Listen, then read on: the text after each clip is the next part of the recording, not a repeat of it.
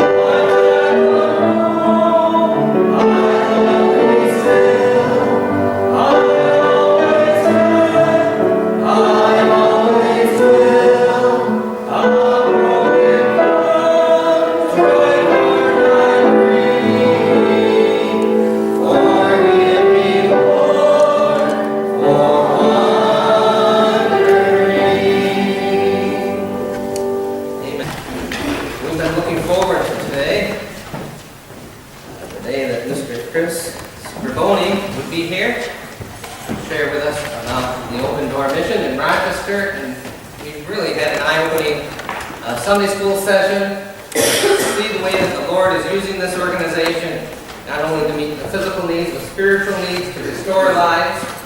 And we're just excited to have Chris come and share with us again. I'm on. Well, thank you so much. For the opportunity to be here today is just really an honor, privilege, and just a blessing, first and foremost, really. And just to know that you folks and many others, just like you guys, are so behind what we're doing in downtown Rochester. For 65 years now, we've been doing some great work to help people in crisis in our city. And I've had the privilege to be there 18 years this year. I'll just share a little bit about my background too, because it's always kind of interesting to hear how God works things out. But first, I will tell you that when I was in my early 20s, I was a ski instructor at Swain, New York, and I was flopping through 408 from Rochester about 2 or 3 times a week. And I'm driving right by this church, back and forth for about, I taught there for about 10 years. Now this is before I came to the Lord. So I was sharing in the Sunday school class earlier how amazing how God just kind of works things out. You know, the same neighborhood I'm driving through, so focused to get on the slopes and teach some classes and not thinking about God, not thinking about church, and here I am today, right? Talking about nothing but what God is doing. Amazing stuff. But that's kind of like, you know, there's things in our lives that we see some full circles happening. We start out and where we're at. But I want to thank Slim, who's so kind enough to keep me company this morning in the parking lot. He was sharing some of his history as a Christian. That was pretty neat. But, you know, coming to the Lord, that was, for me, it was in 1983. And it was an amazing story. Rick wanted me to share a little bit about it because it played such an amazing role in my life. What my dad brought to our family was amazing. I was getting a little choked up about it because the power of God was just so powerful in our home. And so in the mid-70s, my dad was invited to a Catholic retreat for men. He was invited by his cousin, and he came back a brand new man. He was led to the Lord by a born-again priest, and it was it swept through our home. My dad came back a brand new creature in Christ, as the Bible claims that we are. And my mother was very sensitive to the things of God, so she was more than willing to hear my dad share and then go to a brand new church. They started going to a Foursquare Gospel Church in the town of Gates, where I grew up. And then my parents were inviting myself and my 2 brothers and my sister to come along. We were a little reluctant, but I always had a heart for God. I just had a real heart hunger to know the Lord. Even as a kid, I was always broken during Christmas and Easter. Not even knowing what I was really believing. But we started going to this church, and we all had experiences within a few years of each other. We all came to the Lord. We all accepted what Christ had done for us. And my family is just a transformed family today. My brothers have married Christian women, and their kids are saved, and my sister the same. And then my nieces and nephews went to Christian colleges. They had Christian ministry jobs. One works at Roberts Weston College and is in graphic design. Just amazing stuff. My family history is just phenomenal, and I really have such a heart for people in the Catholic faith especially.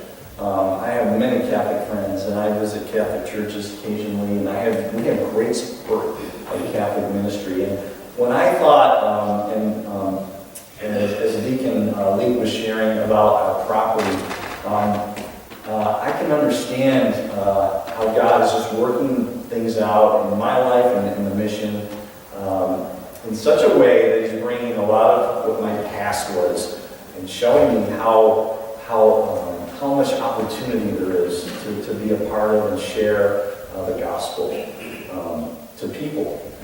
And in the Catholic faith especially, the Diocese of Rochester was very instrumental to help us purchase a building that they owned in Gates to finally begin a women and children's program, a live-in program, and somewhat of a transitional housing program.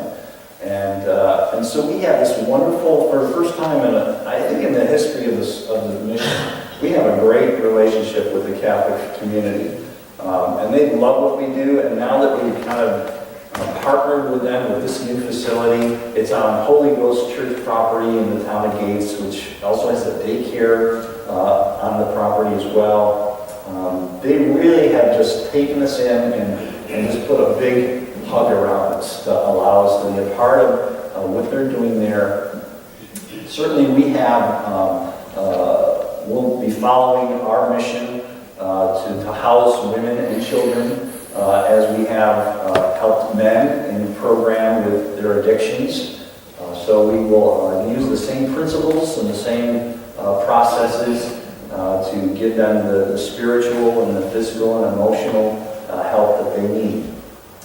But I wanted to share some scripture here, because this really is about not just to talk about the mission, but maybe to talk about how you yourselves can effectively partner with us in the days ahead. So I want to just read a very, I'm sure, familiar verses of the Bible in Matthew 25. I'm going to start reading in verse 34. And it says here, "The king will say to those on his right hand, 'Come, you blessed of my Father, inherit the kingdom prepared for you from the foundation of the world. For I was hungry, and you gave me food. I was thirsty, and you gave me drink.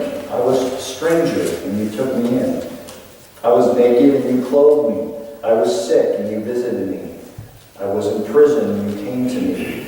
And the righteous will answer him, saying, 'Lord, when did we see you hungry and feed you, or thirsty and give you drink? When did we see you a stranger and take you in, or naked and clothe you? Or when did we see you sick or in prison and come to you?' And the king will answer and say to them, 'Assuredly I say to you, inasmuch as you did it to one of the least of these, my brethren, you did it to me.'" So that's, I'm sure that's familiar for most of you. One thing about this lesson from Christ is I've always thought that, and I think we all believe this, that Christ would have went to the cross for one person. Don't you think? Yes. He would have died for one person.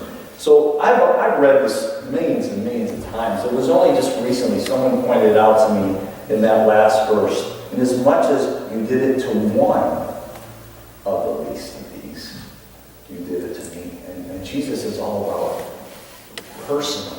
It's always personal for him. It's always about, what can I do to reach that one person? And what can we do to reach the one person that needs the Lord? And we're dealing with one person at a time at the mission, honestly. Every person has a different problem, a different crisis, some similarities, but there's always something that separates one person from another. And they are real fingerprints, the crises in Rochester. And every person needs the same compassion and genuine love that the father of the prodigal son showed his son. I was always wondering, there was no reprimanding of that gentleman by his father. And I think about what the son did to put himself in a position to be accepted by his dad. in the way that he came. He came in humility. You know, he first humbled himself, realizing he had done some terrible things, some terrible wrongs. And that's all God is asking. And humility is like key to grace. It's the thing that unleashes God's grace and mercy in our lives. When we are willing to come to Him with a contrite heart and humility and accept His love and His grace. And that's so much the prodigal son and the father who just took him in, accepted he knew he had blown it, but he didn't rub it in his face. He just simply took him in and loved him and explained to the other son why this was going on. I guess the other son just didn't see the tenderness of God's grace and mercy in the father's decision to do what he did. But I think he gets it afterwards. You know, something about helping people with basic needs in crisis. You have to have more than just that kind of a service. And the mission is about really digging into people's lives when we can. Not everybody's willing to open up. But when they are, we're ready to listen. We're ready to sit down. We're ready to take a next step with them.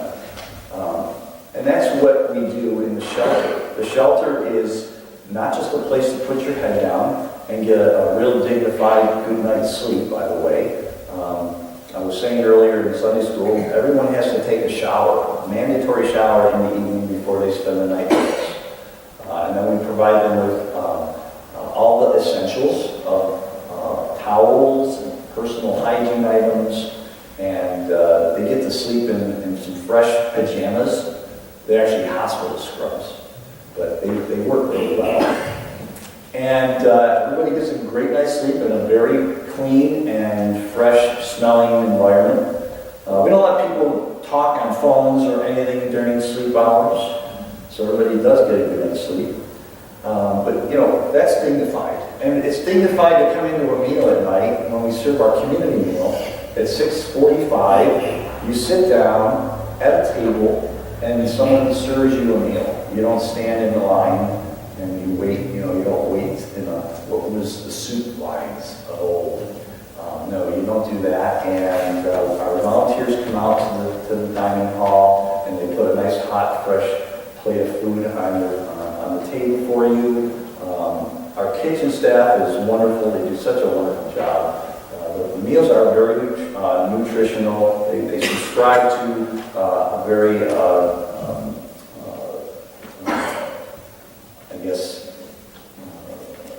it's a meal that we have designed with the help of some nutritional people in Rochester. We also subscribe to a lot of the food link processes, even though we're not really involved with food link. But food link is a great barometer for us to make sure we're doing the right thing to prepare food, to store food, and so on.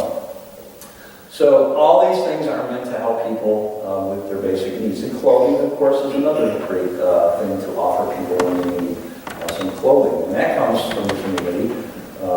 Free, gently used clothing, always welcome at the mission. Our food that we get comes in from a lot of our partners, such as Wegmans and Sam's Club, Walmart, Trader Joe's, and just a myriad of other organizations and companies and businesses. And we can offer fresh fruits, vegetables, meat, and so on every day because of these great partners. But all of that is wonderful, but what's really helpful is when you help somebody move out of their crisis. And so, the reason that the mission kind of sets itself apart from a lot of agencies in town is because we're really intentional about the crisis portion of someone's life being as short as possible. We want them to see the power of God and how He is able to make things happen for them. So where there's an opportunity to bring someone to the knowledge of Christ, and then at the same time teach them some biblical principles, and then to help them navigate their crisis, through their crisis, and then give them a part in that in that process. Because what we don't want to do is just give people things without some kind of an investment from themselves. So I'm going to refer to the book of Leviticus really quickly, watching my time too here. So I want to go to Leviticus, and we're going to look at chapter 19, if you want to go on or just listen along. Verse 19, verse 9. So this is the principle that we're kind of working with at the mission, that we really believe people should have a hand in their recovery, in the recovery of their crisis. And I'll explain what we do after I read this. So it says here in Leviticus 19:9, when you reap the harvest of your land, you shall not wholly reap the corners of your field, nor shall you gather the gleanings of your harvest, and you shall not glean your vineyard, nor shall you gather every grape of your vineyard. You shall leave them for the poor and the stranger, and I am the Lord your God. So, what's important about this scripture, not only are they instructed by the Lord to not glean their complete harvest, but to leave it for the poor. But what they don't, what the Lord's not asking them to do is to pick those things for the poor. The poor can come in and they can take the time to pick what they need for their families. So that's a form of reciprocity. The farmers are doing all the work to get that crop to grow, but then they're leaving the corners for the poor to come in and pick for themselves. And that's really more dignified than just what we would call a handout. And that's what we're trying to do at the mission. We're trying to give people a real understanding of and an opportunity to receive services, but not at the expense of hurting them in their recovery. Because we really think that they don't have anything to say or do about their recovery. They really don't have, it doesn't have a real sticking ability. And Jesus really makes it happen a lot of times in where it sticks. And a lot of guys in the program right now who are in addiction recovery, and those who graduated will tell you, if it wasn't for the Jesus factor in my recovery, I wouldn't be here. Because other programs I was in didn't have a Jesus factor to begin with. But then, when you asked me to really contribute to my addiction recovery by doing things that would help me, that really made it mine to accomplish. I had more goals for myself that way too, because you didn't just give me instruction. You gave me things to do. You gave me a schedule to follow. You gave me some work therapy opportunities. You allowed me to, and the guys who stay in our shelter, they had a chance to do some laundry when they're staying with us. They have a chance to clean bathrooms when they stay with us. And they feel good about it because they don't feel like it's just a handout. They feel like I appreciate what the mission is doing to help me. Therefore, I want to offer some of my own service. And so these guys are gladly raising their hands to make beds, do laundry, clean the bathrooms, clean the kitchen, mop the floor, sweep the floor. Just wonderful, and that really makes it for us to have a relationship with these guys too. Because we need the relationship to talk to them. We need to have an open forum with these men, and we have to be able to understand why they're coming to us. And the only way you're going to do that is to have just an open conversations, guys who are willing to, first of all, help us.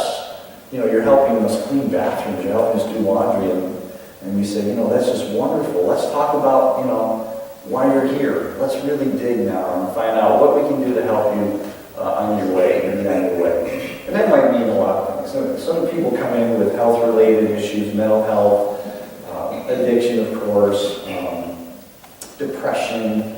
I'm going to be showing you a video before we're done of a gentleman who who had serious depression and suicidal tendencies. But he came out for the better, thank the Lord. But all these things make for a real healing process. So we're very intentional about making sure when we help people that we're not hurting them at the same time. We want to be there, we want to offer them what they need and make sure that it makes sense.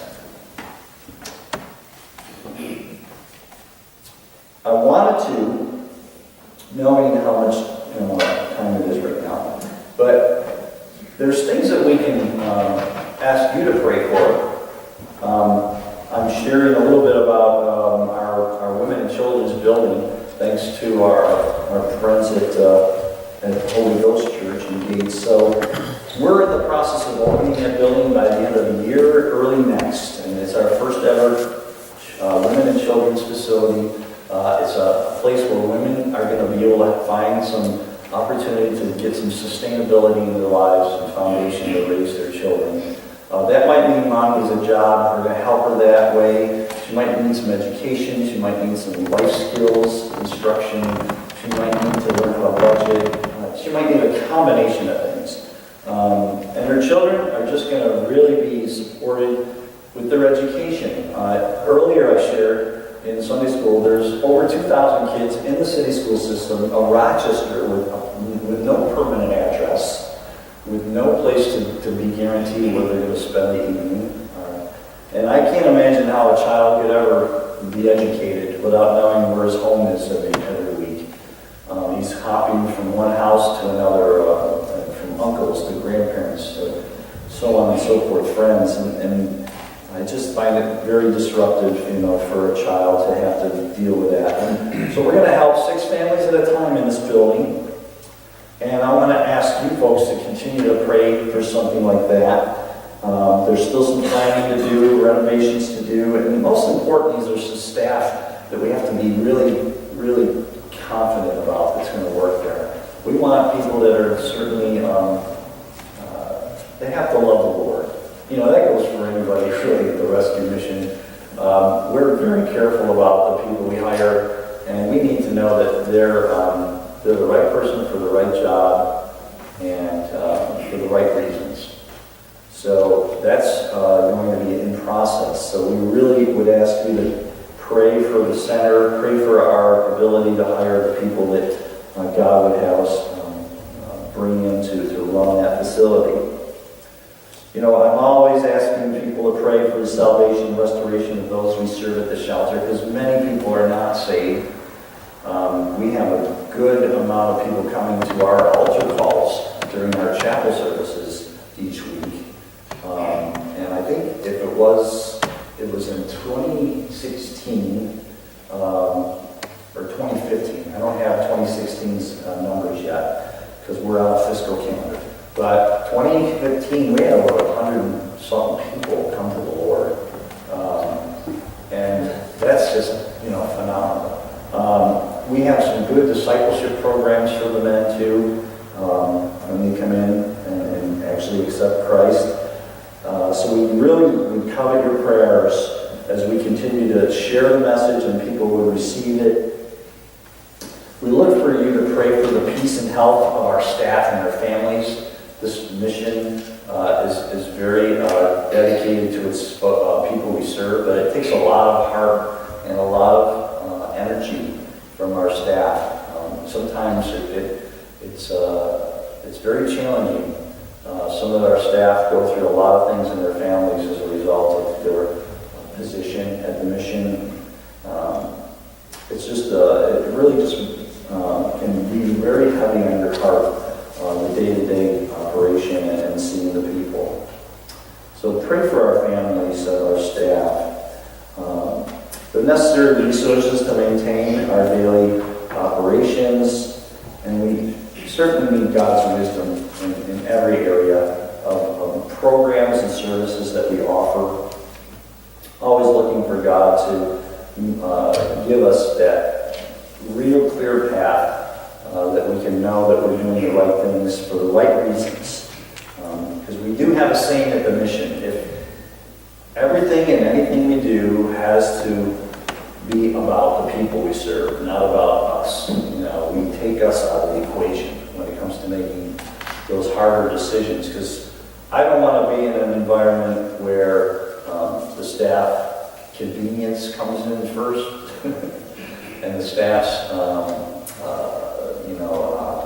I won't go any further, but you get my idea. I don't want to be a part of that. I want to be a part of the mission that has its clients and guests in their best interest, first and foremost. So, I'm going to share with you a video, and I want to encourage you to visit my table outside. I've got some materials out there. I can share you some of our needs lists out there too. But this video is very short, but it makes a real strong case for someone's life being in total turmoil. It'll move you, because you'll know that God is at work in lives like this one, and He's not willing that any should perish, believe me. And I'm so thankful for this gentleman. He works for the mission now, which is an amazing thing. And Ken's life, I've known Ken for years, and Ken's life was transformed, and I want you to watch this transformation.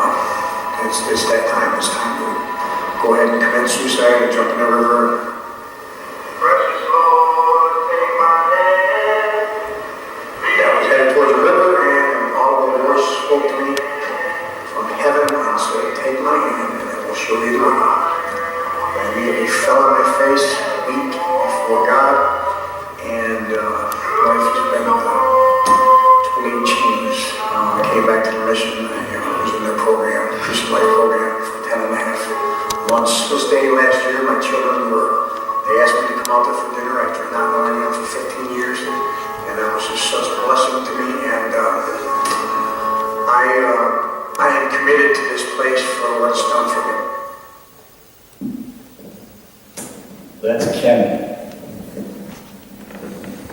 He's one of I would say he's one of the best employees we have. There's nobody that can speak to a life in crisis than someone who's been there. And that's important for us to make sure that some of our guys who graduate from our program, if they are called to be a part of our organization, they will certainly be considered, because we need the power of a changed life like that to speak for what we're trying to do to help other people.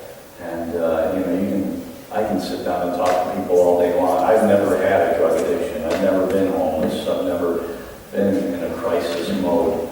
I can only pray and have compassion for that situation. But somebody like Ken can speak to that whole life and the chaos it caused.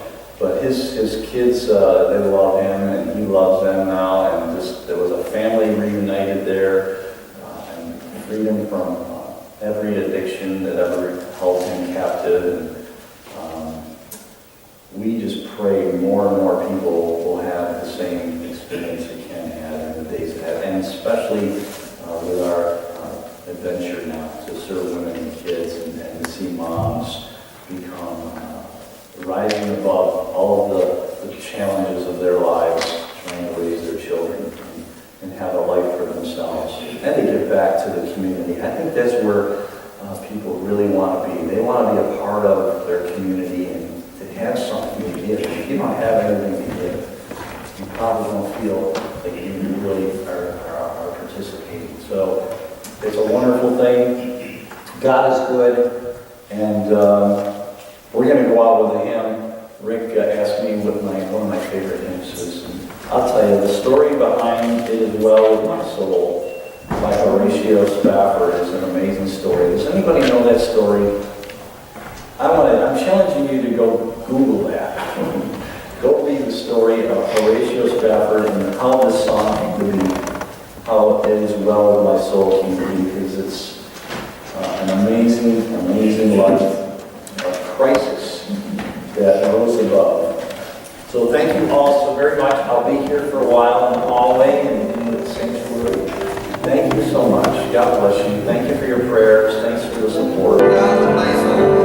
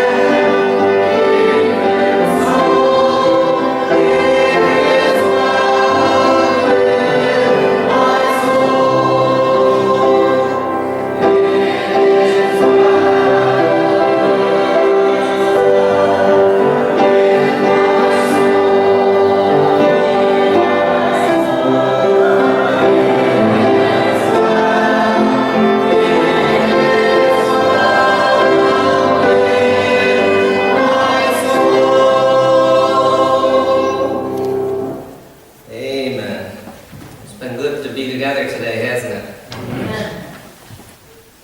Thank you for Brother Chris for coming down to Mount Morris, taking a path that he took as a younger man, but this time he turned in. Praise the Lord. Got to know him in the ministry. And before you leave, make sure you visit his table and have time to speak with him. 453, the first verse together. He keeps me